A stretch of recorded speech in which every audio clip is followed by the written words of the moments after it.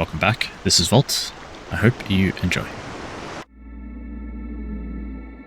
Let's spend our resources to unlock the Harpy House, starting bricks, and extra trader stock.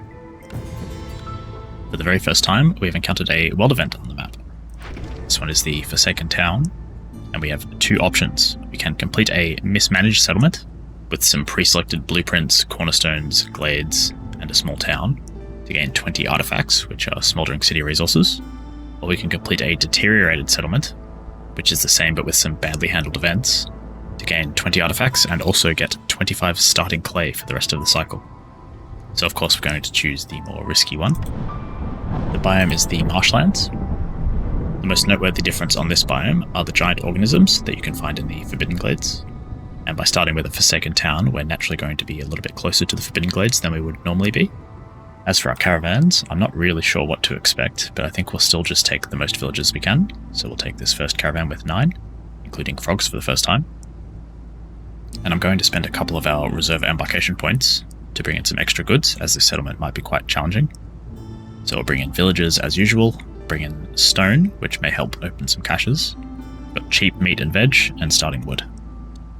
And it might be risky, but we'll turn the difficulty up to Prestige 5 and jump in.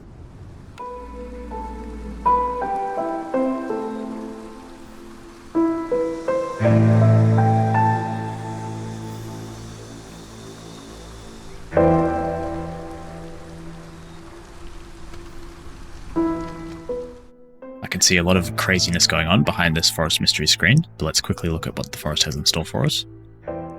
We gain free cornerstone rerolls for earning reputation points in the drizzle, and in the storm at hostility 1, villagers working in mines get a resolve penalty.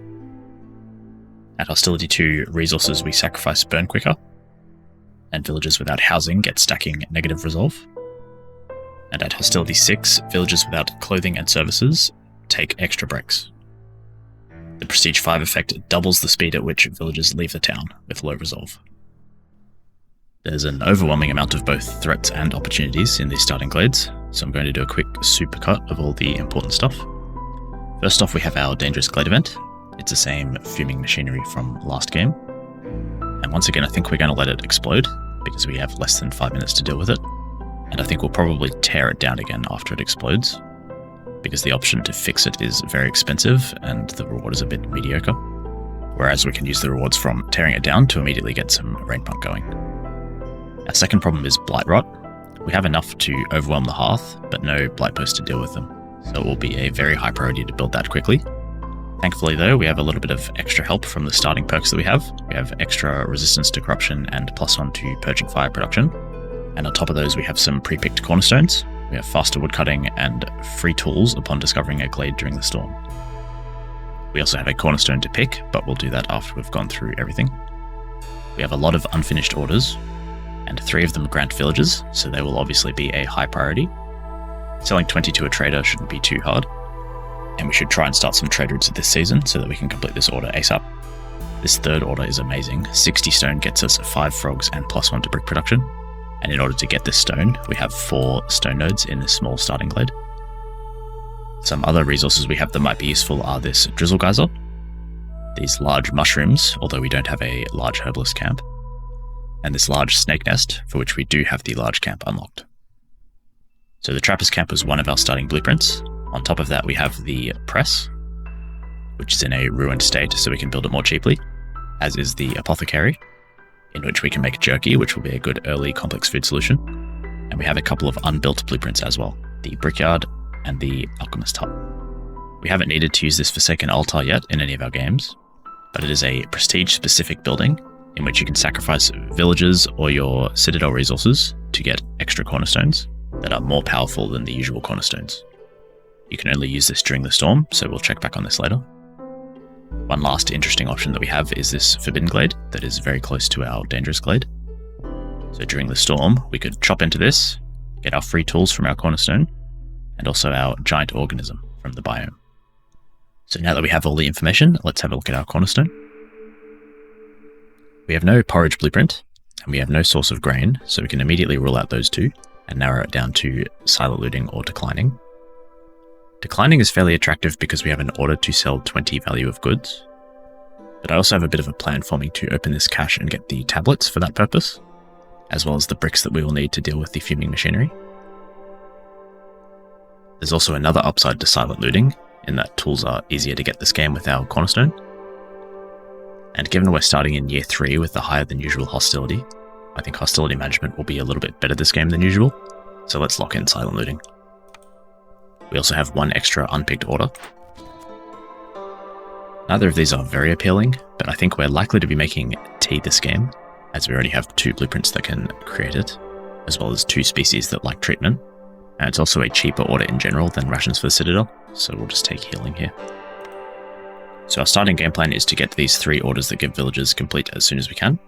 So in order to get this 20 value of goods sold, we will immediately start working on this cache before the fuming machinery explodes, get the tablets out and then call a trader right away. This trader could bring the stone that we need for the frog order, or some other goodies like building materials. We need to immediately get to work on this blight post, which uses up most of our starting building materials, so it would be very helpful if our trader brings more of them. We're going to need quite a lot of stone in order to complete the frog order, especially because we're using 20 of it to open the cache. So we're going to start with double stonecutter camp on these stone nodes. So that addresses 2 of our orders. We also need to get 3 trade routes complete. We can immediately do this skewers and fish route, so long as we make some packs of provisions soon. So we'll get this makeshift post up right away to make both the packs of provisions for the routes and the packs of crops for the order. In order to make those packs of crops, we'll need to gather some mushrooms. Another perk of this biome is that the more gatherers you have, the faster they produce. So while we're waiting for the building materials to make our production buildings, we'll maximize our gatherers to make the most of this effect. The last thing before we start are our newcomers. We definitely want more villagers, and luckily this group comes with extra stone that we can put towards our order.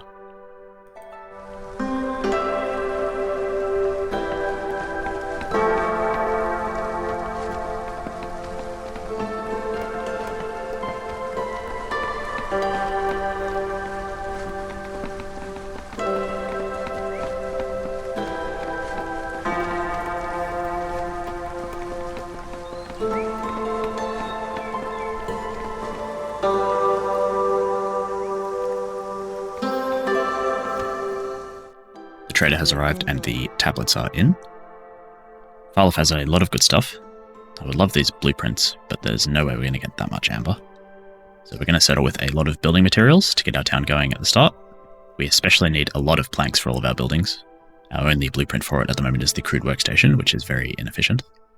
And it's also cheaper to buy the purging fire than it is to produce it. It saves us a lot of working time. And this is the right amount of amber to be able to complete our first order as well. So we can grab our extra villagers. That unlocks a blueprint for us. Wow, I could see justification to take all of these just about. The forum's passive effect is extremely appealing, but the brawling and luxury is only good for our frogs. Admittedly, we will have a lot of frogs after we complete the frog order, so it's definitely a good option. The religion and education from the temple would be slightly better as services, but the passive effect involves sacrificing, which is fairly useless. Treatment is the best service to hit, but we have an order that requires us to get the bathhouse, so it may be a waste of a blueprint. And the weaver is pretty great. We do need boots for all of our villages, and we have leather nodes required to make them. The 3-star fabric would also be pretty good, but we don't really have the resources to use it at the moment. I think I'm just slightly leaning towards the weaver, because the boots tick so many boxes, and the fabric can also be used to make harpy houses in the long term. We got 10 extra amber from completing the first order, so because I'm worried about the resolve in this upcoming storm, grab a bunch of boots to keep everyone happy, and enough pipes for another rain engine. So by the time the storm rolls around, I want to have 3 buildings with rain engines set up. We can do the brickyard, because we're going to need a lot of bricks for our frog houses, and that will use stormwater that we gather in the storm. We can do the weaver, so that we can start making boots, and that will use the clearance water that we've been gathering already. And we can rebuild this apothecary, so that we can start making jerky, and that will use the drizzle water that we get from the geyser. I think it will be very challenging to drop the hostility below level 2, which is a problem because we have this swarms forest mystery, which means we really need to have these frogs housed as soon as we can. The good thing is we got a lot of bricks from the cache that we opened, so that gets us a head start, but we need to get this brickyard going to start making more of them.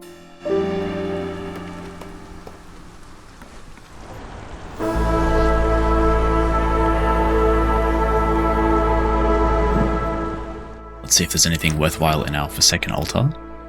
Export Contract is very tempting. Doubling our yields of packs of goods is very strong, and by sacrificing 2 villages we can actually drop our hostility to level 1, which would get us completely out of trouble in this storm. It is painful to part with some of our artifacts, but by doing this settlement we're actually gaining artifacts, so I think it's very justifiable to spend it here. The only question is, which villages do we want to sacrifice? My feeling is that the frogs are going to be the least useful for us. We're definitely going to set up treatment at some point, which overlaps foxes and harpies. We're also just about to set up jerky production, which will keep harpies even happier. And the more foxes you have, the easier it is to activate their resolve bonus for working together. We also reduce our need for frog houses by sacrificing some frogs. And we're also about to get 5 more frogs from our order, so I think that's definitely the way to go. So now once we take all of our woodcutters off, we'll easily drop down to level 1 hostility. And now with our new cornerstone, instead of setting up our rain engine in the weaver, it's probably a better idea to do it in the makeshift post, because all of these production recipes are just unbelievably worthwhile now. I ended up letting the villagers eat all of their skewers during clearance, so we only got 1 trade route complete, but we have 2 more that we can do pretty quickly in the storm. Obviously the packs of crops are quite cheap now with our new cornerstone, and we can get the clay that we need for this one out of this abandoned cache, and in doing so we can drop our hostility even further, and complete our trade routes order.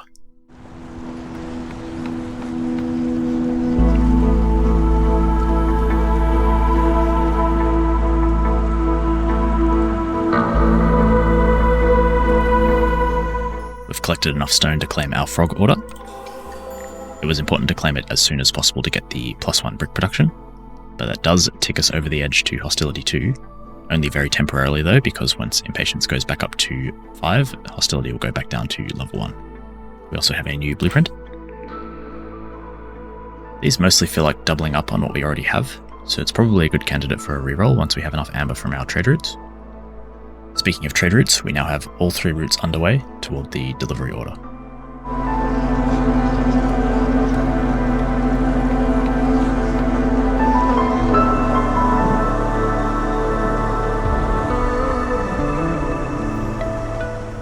It's now safe to begin tearing down this machinery before it explodes again.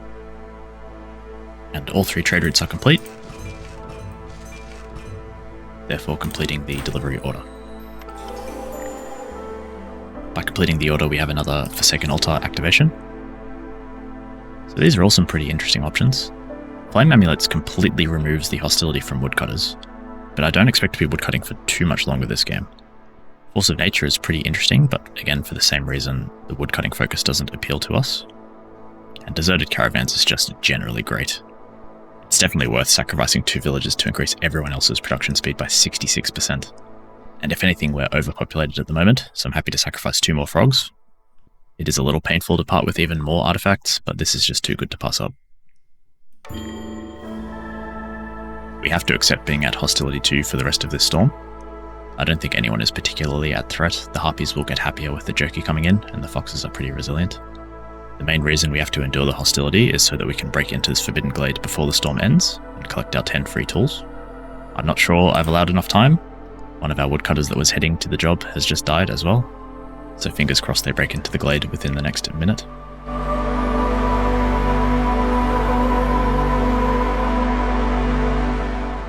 Alright, in our Forbidden Glade, this is our first ever giant node. It has functionally infinite charges, and gives us mushrooms as well as a bunch of other useful stuff, but it does require the larger herbalist camp to gather.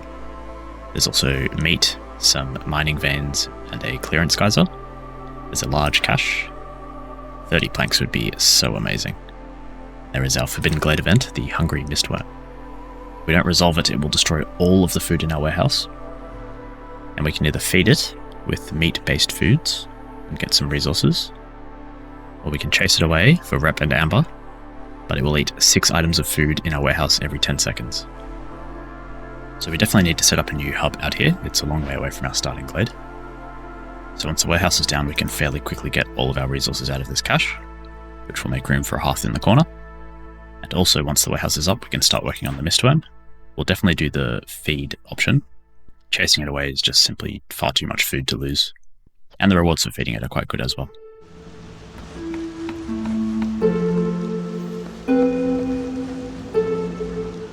Let's check out our new cornerstone.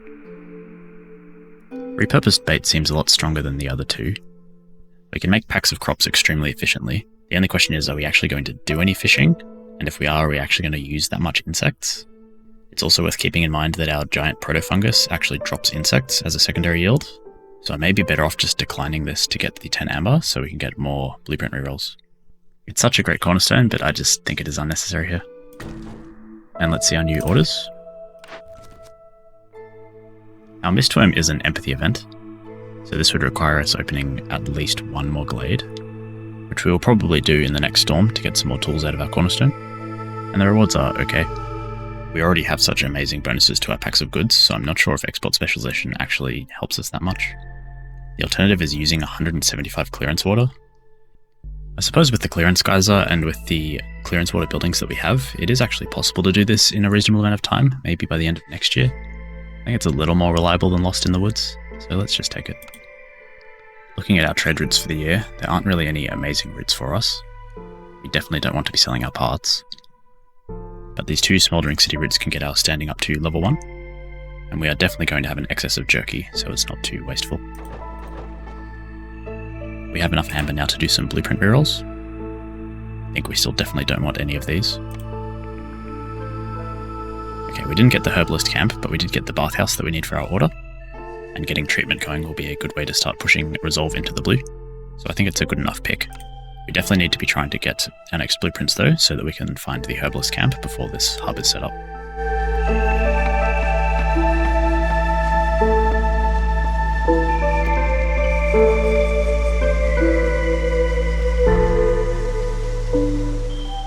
We have some newcomers.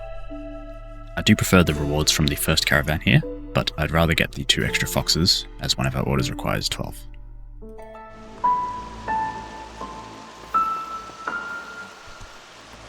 We're starting to build up a lot of excess packs of goods, so I've called Sahilda to start accelerating our settlement a little bit.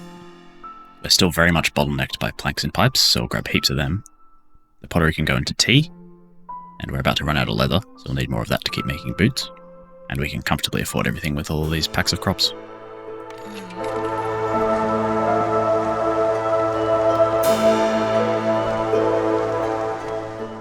This is the first really good opportunity we've had to upgrade a mine. We're mining coal to keep making jerky and also to make dye and eventually paste. And we're mining copper to make packs of building materials very efficiently in the makeshift post. So we can spend some building materials to unlock either faster mining speed, an automated minecart to the warehouse, or extra veins. We're fairly late into the game and we're very close to the warehouse, so we're only really focused on mining speed. And then we have the same choice again, so let's do the same pick.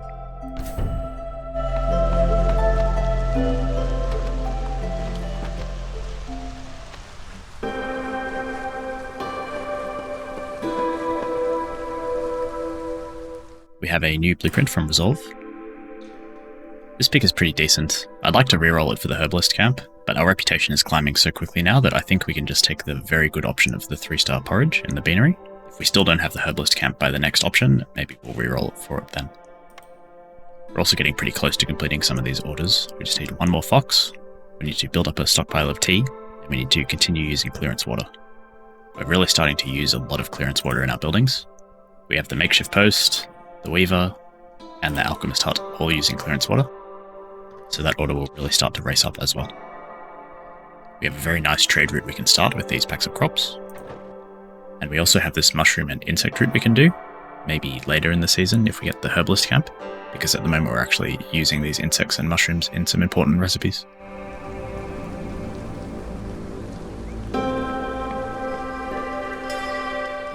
Another Resolve blueprint is here. The temple is an okay option here, but I'm down to reroll this once and see if we get the camp. No luck. I think we'll just take the clothier to make coats for the harpies. The others don't seem very useful.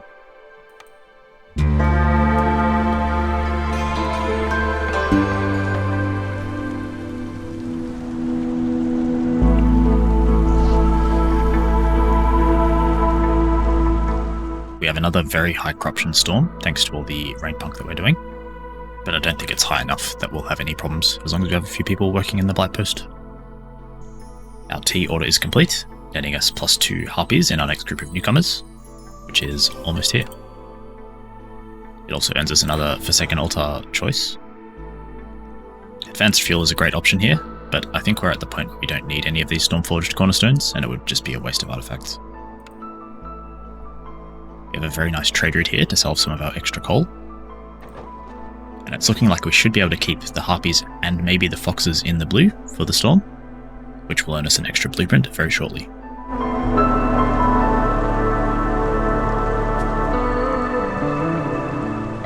Here is our blueprint. We could use the smithy to make tools, but there's actually only one cache to even open, and we can just use our cornerstone to get the tools for it. It's still a decent option for the packs of trade goods. The other option is the cookhouse for the skewers, which I think is just slightly better.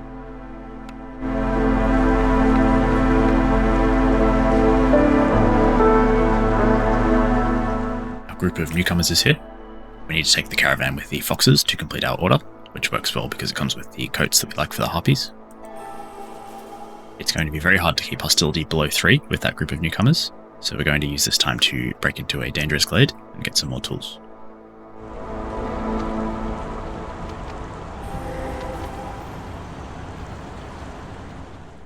Well, this dangerous glade worked out perfectly for us. There are 3 ruined buildings, the cannery, the supplier, and the clay pit. By salvaging or rebuilding all of them, we can complete our ruins order. The dangerous glade event is the escaped convicts. The threat is that they will destroy random caches, but it's so far away that it doesn't matter. And we can persuade them at the cost of resolve, or we can arrest them using our tools. Of course, we will arrest them so we can get the reputation. And there is also a large abandoned cache. I don't think there's any reason to rebuild any of these buildings. We will just salvage them to get the quick loot and to get the order done. And if we break into one more glade before the storm ends, we'll get enough tools to do both the glade event and the medium abandoned cache, to get a total of 1.5 extra rep points. On top of that, we'll be able to complete all 3 of our orders for 4.5 points in total, and we only need another 7.5 to win.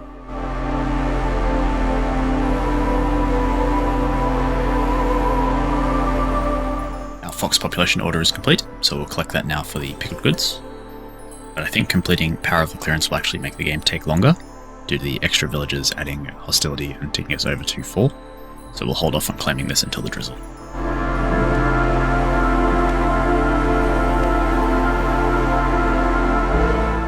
So we got the tools from opening the small glade to open one cache, but we also found another cache. So now we could justify opening another glade and getting 10 more tools so that we can open this one and win slightly faster. We also unlocked another blueprint. Finally, the 3-star planks recipe turns up, but it's too late in the game for any of these blueprints to actually do anything.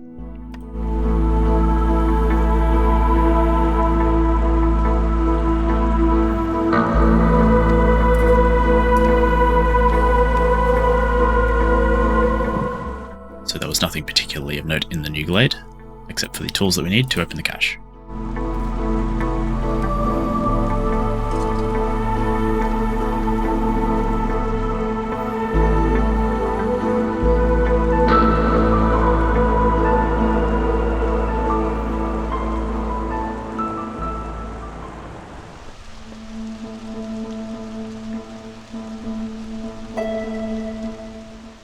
We have new cornerstones in orders, but there's no need to pick them as we're just waiting on reputation to come in from resolve and glade events. So as we're on the final stretch, thank you very much for watching, and enjoy your week.